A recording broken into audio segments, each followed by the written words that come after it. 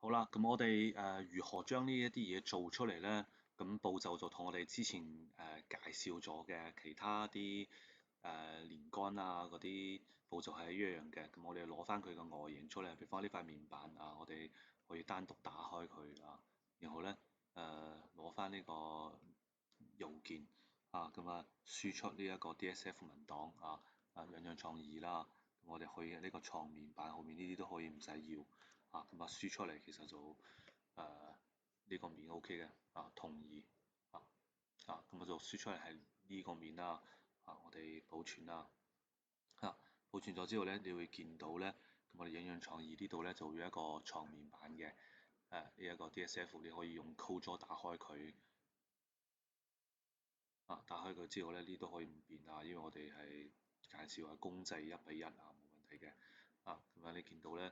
呢個出嚟嘅。稍微等一陣因為我電腦開始啲慢同意咁呢個教育產品咧，你可以唔使理佢嘅因為我哋係正版嘅教育咁呢個咧就係咪同我哋喺呢隻界機上面用到嘅一個功能係一樣咁你將佢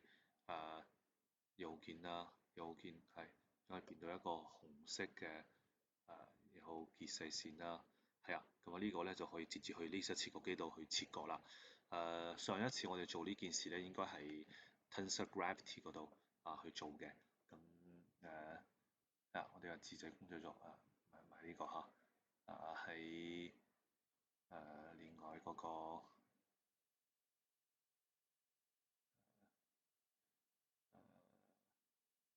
係你可以保存喺我諗起喺我哋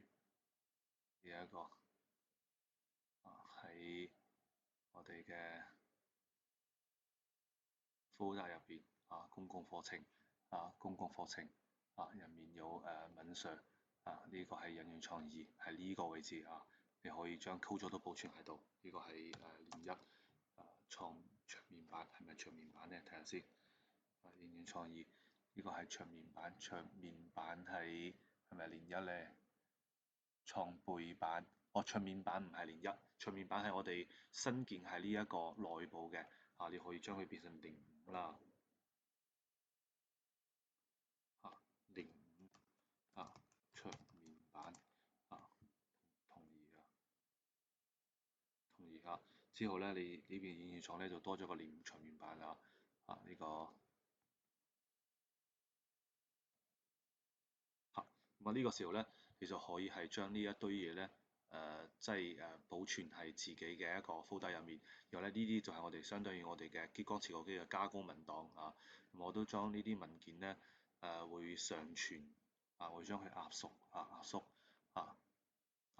我哋上傳到我哋嘅課程上面呢個係叫 demo 但係咧我而家唔開住到時咧大家完咗之後咧做參考咧，我會將佢開放俾大家好啦咁我哋課程到呢一度啦。